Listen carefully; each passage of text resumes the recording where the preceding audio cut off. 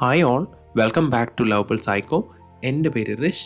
ഇന്ന് നമ്മൾ ഡിസ്കസ് ചെയ്യാൻ പോകുന്ന ടോപ്പിക്കിന് മുന്നേ എൻ്റെ സൂപ്പർ ഫ്രണ്ട്ലി ഡിസ്ക്ലെയിമർ പറയാം.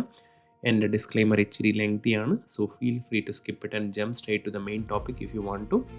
ഞാനൊരു പ്രൊഫഷണൽ യൂട്യൂബറോ ഇൻഫ്ലുവൻസറോ ഒന്നുമല്ല. മോണിറ്റൈസേഷൻ, ലൈക്ക്, സബ്സ്ക്രിപ്ഷൻ ഒന്നിനും വേണ്ടിയല്ല ഈ വീഡിയോസ് ചെയ്യുന്നത്.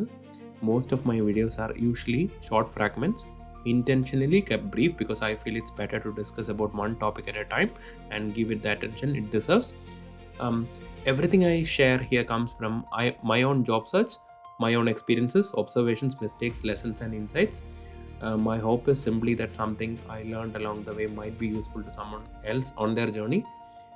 വീഡിയോ കാണുമ്പോൾ വിഷ്വൽസും കൂടി ഫോളോ ചെയ്യാൻ ഞാൻ സജസ്റ്റ് ചെയ്യും. കാരണം പല സമയത്തും വിഷ്വൽ കൺസെപ്റ്റ്സ് കുറച്ചുകൂടി നന്നായി കാര്യങ്ങൾ എക്സ്പ്ലെയിൻ ചെയ്യും. And I always want to say this: take what helps you, ignore what doesn't, and always follow what suits your path. I am not claiming to have all the answers. Every job search journey is different, every person is different, and every situation is different. These are simply thoughts, experiences, and insights shared with a genuine intention that they may help someone move one step closer to their goal. So, if anyone wants to get in touch, and the email is write2rish.nz@gmail.com. I'll be more than happy to help when I have a moment. So feel free to reach out whenever you want. So അപ്പം നമുക്ക് ഇന്നത്തെ ടോപ്പിക്കിലേക്ക് പോകാം. Let's go. ഇന്ന് നമ്മൾ discuss ചെയ്യാൻ പോകുന്ന star based interview question ആണ്.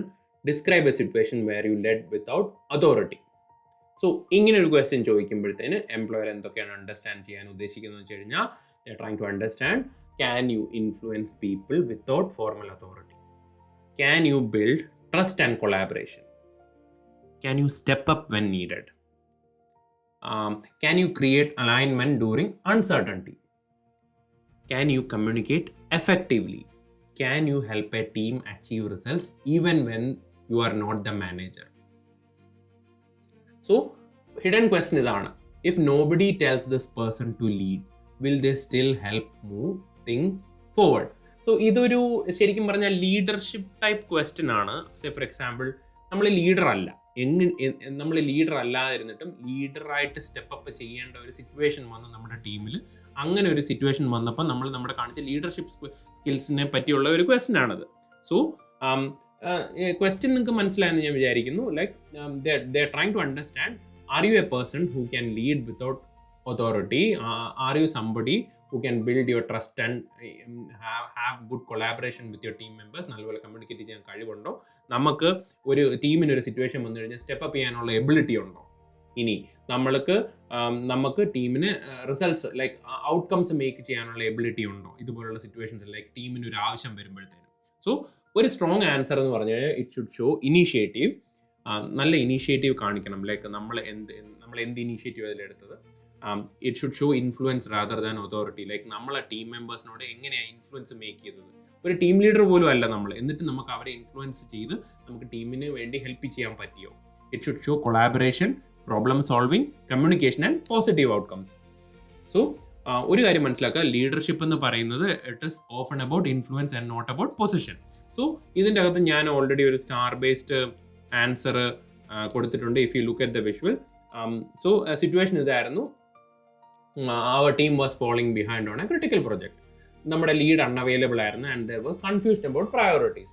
സോ ഡെഡ് ലൈൻസ് ഒക്കെ ഭയങ്കര ടൈറ്റ് ആയിരുന്നു, ടീം ലീഡർ ഇല്ല, ടീമിൻ്റെ മൊറയിൽ ഭയങ്കര ലോ ആണ്, ഡയറക്ഷൻസ് ഒന്നും ഇത്ര ക്ലിയർ അല്ല. അപ്പം മാത്രമല്ല ഡെലിവറി മിസ്സാവുമെന്ന് പോലും നമുക്ക് ഡൗട്ട് ഉണ്ടായിരുന്നു. സോ സിറ്റുവേഷൻ ഞാൻ ഓൾറെഡി പറഞ്ഞു.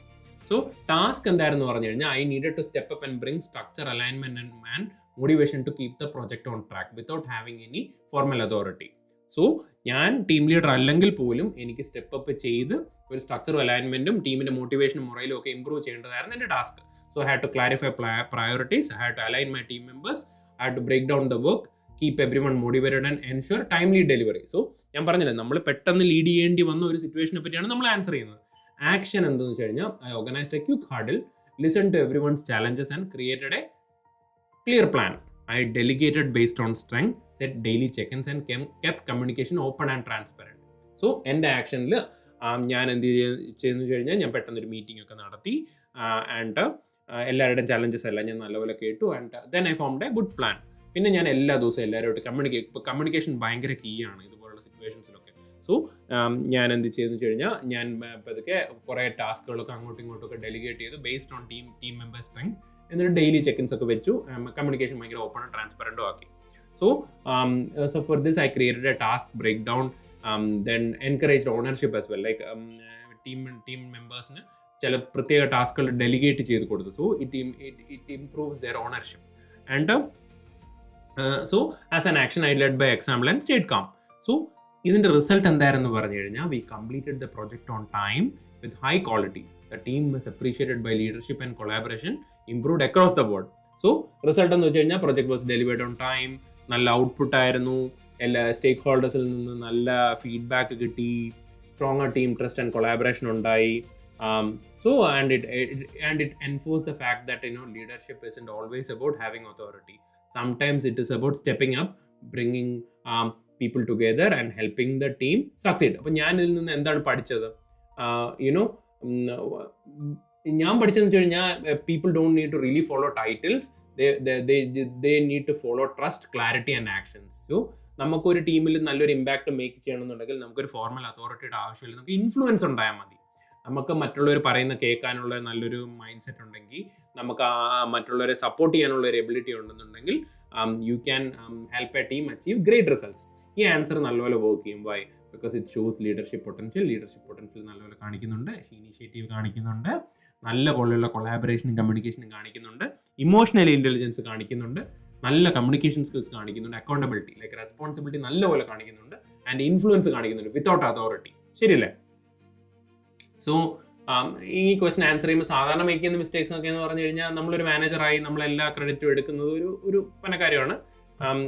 Describing authority like instead of influence, like നമ്മൾ അതോറിറ്റേറ്റീവായിട്ട് സംസാരിക്കുകയാണ്, നമ്മൾ ഇൻഫ്ലുവൻസ് ചെയ്തു എന്നുള്ള രീതിയിലായിരിക്കും നമ്മൾ ആൻസർ ചെയ്യേണ്ടത്.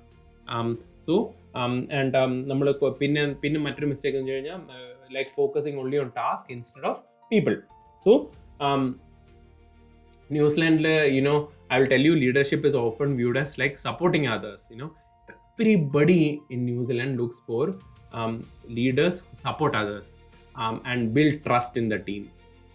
I mean, they always look for people who can communicate very openly and work alongside the team, and they are looking for good examples. Like they are looking for people who can lead by example. എനിക്ക് ഈ question വളരെ usual ആയിട്ടൊന്നും ഒരു ഇന്റർവ്യൂവിന് ചോദിക്കാൻ സാധ്യതയില്ല. It's like A leadership question. So but there are companies who would like to ask this question to see that നമുക്ക് അങ്ങനെ ഒരു സിറ്റുവേഷൻ വന്ന് കഴിഞ്ഞാൽ നമുക്ക് ടീമിന് വേണ്ടി സ്റ്റെപ്പ് അപ്പ് ചെയ്യാനുള്ള എബിലിറ്റി ഉണ്ടോ എന്നുള്ളത്. അപ്പം so the bottom line is like you don't need a leadership title to demonstrate leadership. So നമുക്ക് ദ സ്ട്രോങ്ങസ്റ്റ് എക്സാമ്പിൾ പറയാൻ പറ്റുന്നത് വെച്ച് കഴിഞ്ഞാൽ the example that we put forward need to show how we influenced others, how we built trust, how we created alignment between different team members, solved problems and helped the team achieve good outcomes. So ഇത് നിങ്ങൾക്ക് നല്ലപോലെ മനസ്സിലായെന്ന് ഞാൻ വിചാരിക്കുന്നു. This is it. Thank you. Hope this helps.